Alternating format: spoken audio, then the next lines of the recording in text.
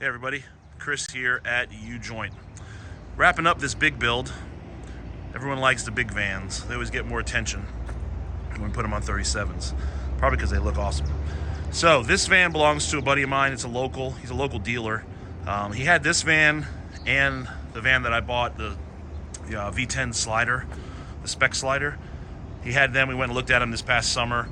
We passed on this one. Just needed a little more work than I was willing to buy for a spec van. So he said, you know what? Let's build it out for me. So it's 2001 E350 V10. He also owns the Line-X dealer, or the Line-X franchise here in Asheville. So I told him, I said, man, get the bodywork done and spray this whole thing in Line-X, and you've got a pretty sick promo rig. So that's what he did. Got all that finished. Obviously did a front clip swap. This is a 2001. So did the 08 up front clip. We put the black grill in it with our LEDs. It's got our front bumper. Loaded up with Baja Design lights. Warn winch. Turned out really nice. Front axle is a stage 2 with the SpinTech hub conversion and the SSBC brakes. Crossover steering.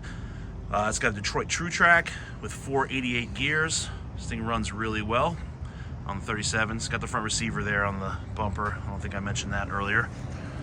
Tires are a 37 1350/20 method, and the tires are Nitto Ridge Grapplers.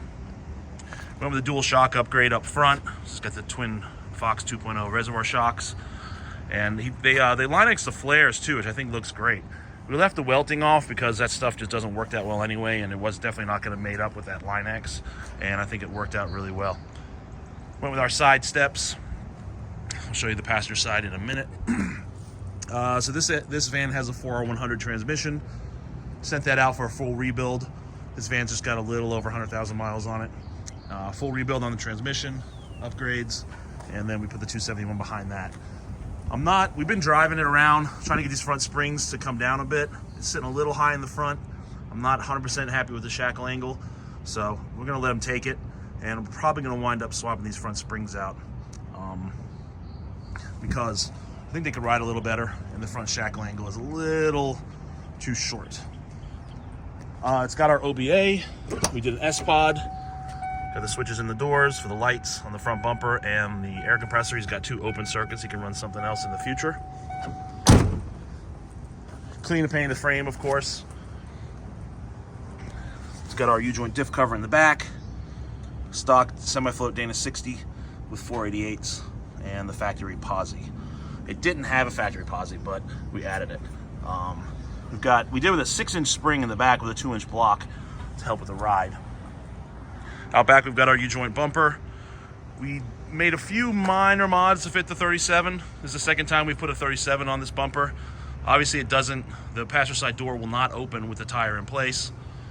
Sticks out a little bit on the driver's side, but there's only so much you can do with a tire this big. There's a rear OBA port, and it's got the Pelican. A luminescent ladder on this side, and we did our roof rack with full flooring. Here's the passenger side step, and here's the roof rack. Fully decked with 1/8-inch aluminum that we dimple dyed. Always a nice upgrade. It actually helps keep the temperature of the van down quite a bit. I noticed it on my spec van. The rear air works much better with the full-length roof rack and the flooring. Well, I think that's it for this one. We just shot some nice high-res photos with my buddy's high-tech camera, so I'll have those posted soon. And if you've got any questions, leave them in the comments or shoot me an email, chris@ujointoffroad.com. We do have an 8-inch kit listed on the website now. Just a generic 8-inch kit. If you're looking for an 8-inch kit, email me and I'll put one together for your specific van. Follow us on Instagram if you don't already, and thanks for watching.